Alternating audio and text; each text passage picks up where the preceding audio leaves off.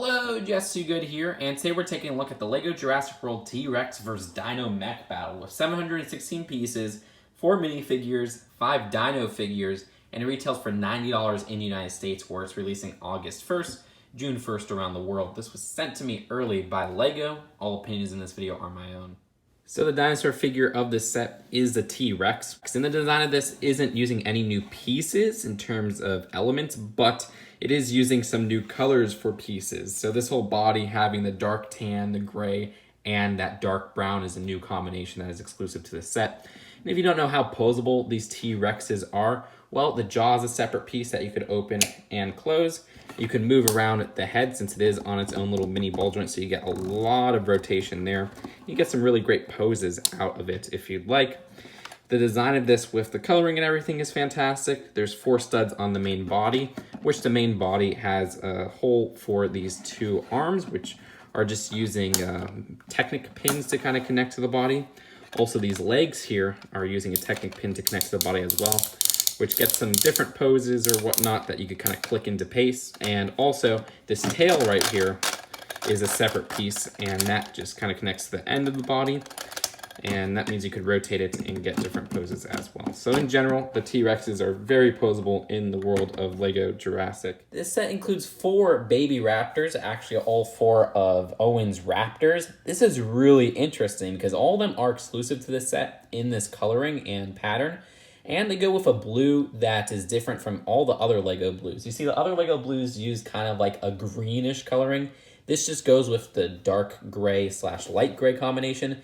And in my opinion, that looks way more accurate than any of the other LEGO ones. Even the baby LEGO one is different from this one. You're going with that green kind of design. This looks a lot better. And if you don't know how these work, they just connect to 1 stud. So that one is blue. This one is Charlie, who uses kind of an olive coloring. Love the pattern on him. We have Elta right here, and Delta uses another kind of a greenish coloring. Another cool pattern. And finally, there's Echo, who has this fleshish color. And yeah, nice design here as well. Again, all 4 are exclusive to this set. The Owen of this set is the same one in the Triceratops set with that torso print. Other than that, nothing really new with him. And he does have an alternate expression where he looks a bit peeved. Here is Danny, and he is found in 2 sets, but not this version. This version is only found in this set because that awesome torso print of the Hawaiian shirt. That's going to be useful for my LEGO Weird Al minifigures. The face print also comes in the Baryonyx set, which is the other set he comes in. He has a soda can as an accessory. Also, some great side arm printing, which are dual molded sleeves.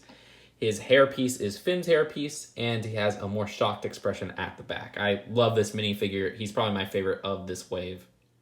The Claire of this set has a new torso, but that's about the only new thing with her. Her gun right there is a tranq gun.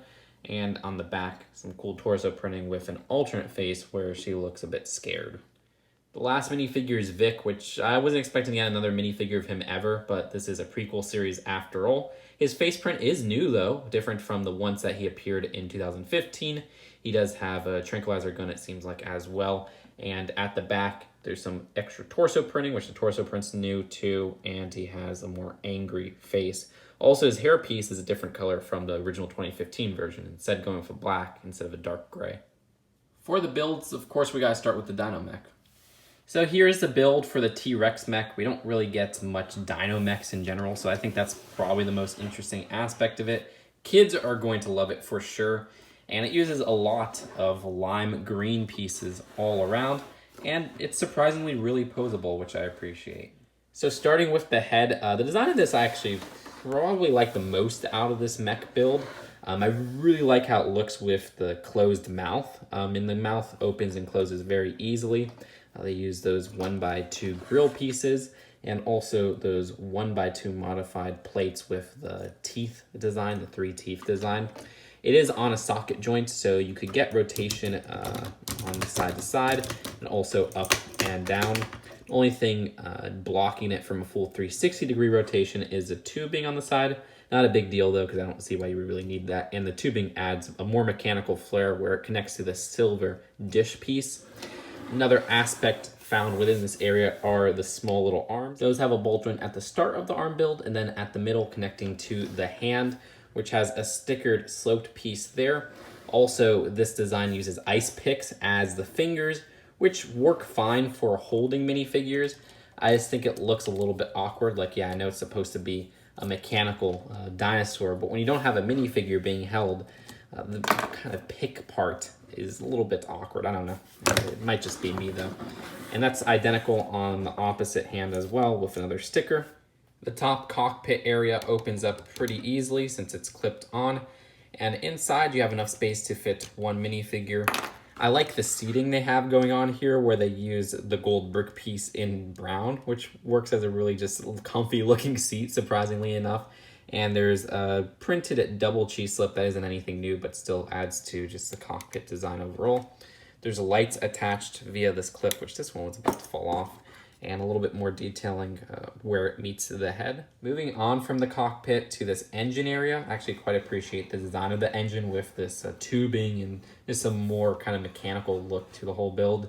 And the design of these legs are quite annoying because of the amount of stickers they put on. So this part has a sticker there, sticker on the shield parts in lime green, sticker on this side. I guess it was used kind of as a roof part usually, but they just kind of add that to the effect of the legs. I like how this is built though, using these mudguard pieces, I think they were, or something like that, in yellow to just add to the leg knee joint design. And by the way, the leggings actually have a socket joint as well, so you can move those up and down, you can fully rotate them and get some really cool poses, and don't worry, we'll be posing it in a little bit. The feet themselves are attached via a socket joint, and they have some stickers of what seems to be mud. Those are a little bit annoying to put on, but they also have individual toes that you can move, and those are clipped on via just a clip onto a handle. So you can move this one up and down, and you can move these side to side. Identical build on this opposite side with, yes, all of those stickers, which, like I said earlier, is pretty much a pain in the butt to put on. But once you have it all on, it just gives a more authentic look to the design of the dino. One part I don't like is what just happened. With these little toes, they tend to clip off very easily. So since they're only clipped onto this handlebar, if you put it in a certain angle, they're going to fall off. But honestly, that's probably the most unstable part of this mech, which I'm glad how stable and not top heavy this is so it doesn't fall over every 5 seconds. The design of the tail is the last part we haven't covered, and that uses more of those stickered shield pieces in lime green. Each of them use a mini ball joint section where they line up two mini ball joint modified plates. That gives it a little bit of a rotation. You can make it crooked, you can make it zigzag. This part I keep thinking is a mini ball joint, but it's just hinged on. So you can move the base of the tail up and down, and then you can move these sections of the tail side to side. And at the end of it all, they have this little landing gear part for the end of the tail that kind of wobbles up and down, but it just kind of gives more support to this whole mech in general. So if that wasn't there, I don't know if this would be as stable as it is. So I'm very glad it is there. But that's it for the build of this mech. I really want to pose this though. Here he looks like an evil villain about to get revenge. Over here he's breakdancing. Right here he's ready for a track meet. And right here, he's sneaking around the kitchen. But that's it for the build of this. So glad how posable and sturdy it is compared to other mechs I've had to deal with recently. Let's move on to the other builds of this set. The Volcano of this set is kind of disappointing because it uses 3 big ugly rock pieces for a majority of the build. You have 2 right here and then 1 up here. If you don't know what a big ugly rock piece, it's that big specialized piece that looks like it's made out of different pieces, but it's just one piece. You'll get a better look at it right here, if you're more familiar with it now. Also at the top and the side, this big ugly rock piece, they use actually a really interesting piece of this piece that's used for like flowers or other things, I'm not entirely sure. But it's used here as an eggshell cracked. And you also have these corner round pieces to kind of have more of that cracked eggshell. That is some great part usage. If you're wondering what's going on here, there's actually a play feature where if you pull these 2 from the side, a treasure pops out. Treasure is surrounded by some gold studs, which are representing some coins or whatnot. And inside the treasure, it's loaded with different gems. We actually do get a wide variety of them, like a purple gem, a blue gem, a green gem, a red gem, and some gold bars as well. Unfortunately, not that new metallic-esque gold. It's just that pearl gold. Dang it. And as easy as it was to open up that play feature, you could close it the very same way. Not too much else going on with this build though, and let's move on to the final build of the set. And it's funny because the final build is a raft, and while they use specialized big ugly rock pieces for the Volcano, they didn't use a specialized big ugly raft piece, which I guess those aren't really ugly after all. But I would have preferred if they did that here instead of using it for the Volcano and had a more authentic Volcano build.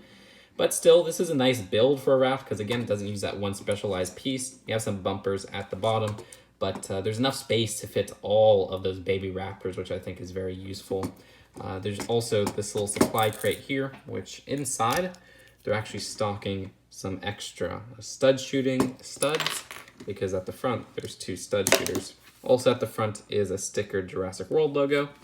And the motor build at the back is quite interesting, where they use some studs not on top techniques, like this modified 1x2 with the Technic axle hole, and also this steering wheel right here. I like how that came out, and you could move it side to side, but these little baby dinos aren't in the way.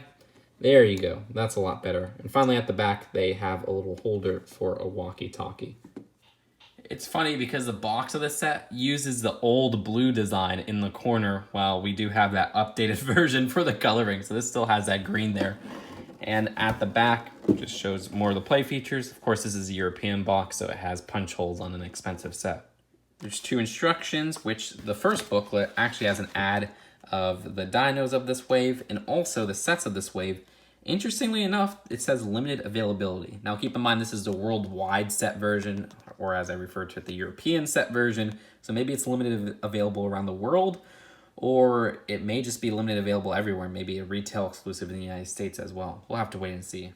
So this is gonna be kind of a messy final verdict because I have very mixed opinions about this set. I think it's above average. I will say that. I think this set is above average. When I first saw this set, it did not interest me. I didn't plan on buying it. Lego sent it to me for free. I build this, and there's parts I liked initially, like I liked that Volcano build. Now that I have it all built, don't really like it. It just uses some big ugly rock pieces for a very standard build. Reminds me of those city volcanoes from a few years back. Nothing unique there.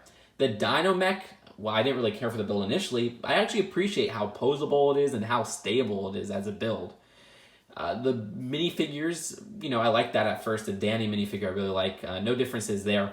I didn't expect to get the baby dinos. I guess when I first saw this, I didn't really notice there was that many baby dinos, all of them being exclusive. The blue being an update from the existing blues, which I think the coloring on there is so much better than what they had before. The value weighs us down a lot. It's it's 90 bucks when it should be 70 in my opinion. I know the T-Rex bumps up the price, but when you cut corners like you use those big ugly rock pieces for the Volcano, I expect it to be a lot cheaper. It feels kind of ridiculous when it is so expensive. Really, the only substantial build here is this dinosaur mech. This doesn't use too many pieces. This is like nothing. So that I don't know if the value is there. Kids are gonna love this set. That's a given. Dinosaurs, mechs, everything. Adults like me, I think will find pleasure from the pieces in this set. And I think a lot of adults are growing to appreciate that dinosaur mech. So I think that's a strength. I'd rate this set a C+ overall, just above average. Still don't really love this set. But I think there's a lot of strengths that I didn't notice before and a lot of weaknesses I didn't notice before. That's it for now. Hope you guys enjoyed this video. I'll see you guys later. Peace out.